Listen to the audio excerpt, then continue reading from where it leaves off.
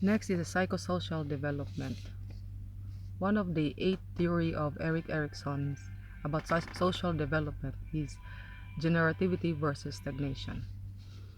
Adults who have achieved generativity feel good about their lives and are comfortable with themselves, become more involved in altruistic acts, for example, community activities, volunteer work, and usually experience changing family roles, for example, caregiving to aging parents and grandparents.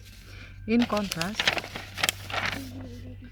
a person who is self-centered and unable or unwilling to help society to move forward develops a feeling of stagnation, a dissatisfaction with a relative lack of productivity. For the nursing implication, provide support as the client deals with aging. Encourage to become involved in community activities, teach leisure skills, instruct it to the need to care for self while caring for others. Next is sensory effects of aging. Vision.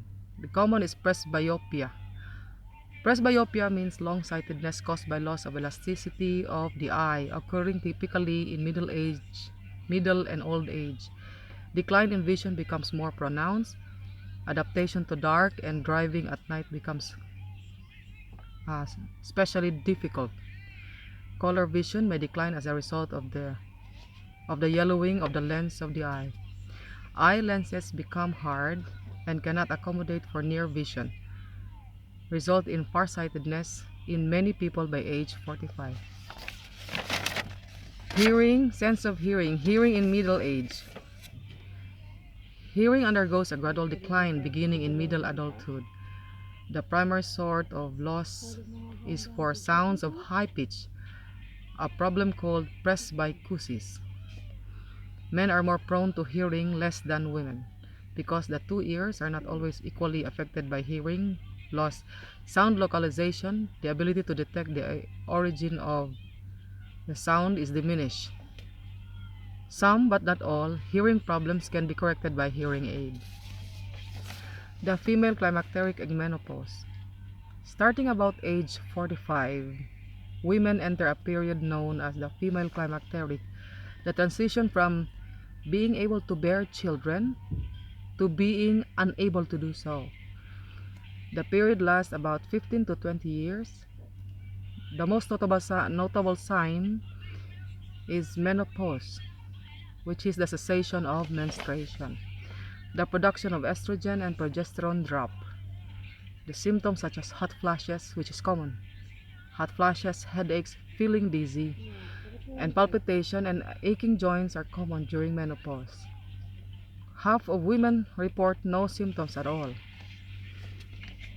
Men in middle age, male climacteric, also known as andropause. It is the period of physical and psychological change relating to the male reproductive system that occurs during late middle age. The most common is the enlargement of the prostate gland. Symptoms are problems with urination, including difficulty starting to urinate and frequent need to urinate during the night. Men still produce sperm and can father children through middle age. For the cognitive, we'll use all stages depending on the table. For example, can more between formal operations, concrete operations, and problem solving as needed. Able to reflect on the past and anticipate the future. Reaction time diminishes during late middle age. Memory is unimpaired. Learning ability remains intact of person is motivated and material is meaningful. For the nursing implications, encourage middle-aged clients who are anticipating returning to school or engaging in other intellectually stimulating activities. Some intellectual abilities decline in middle age, but others increase.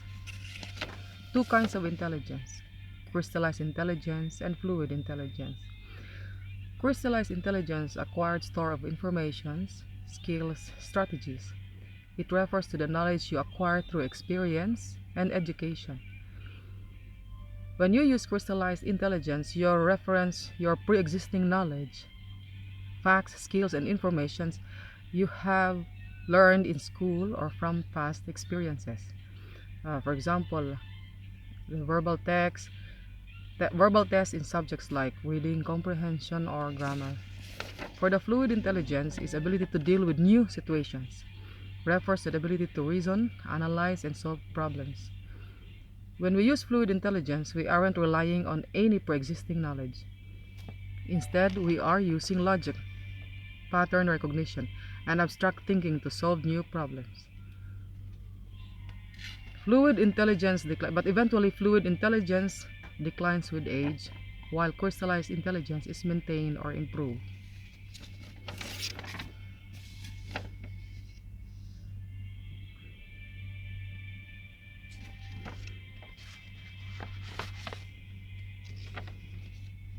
Psychosocial development.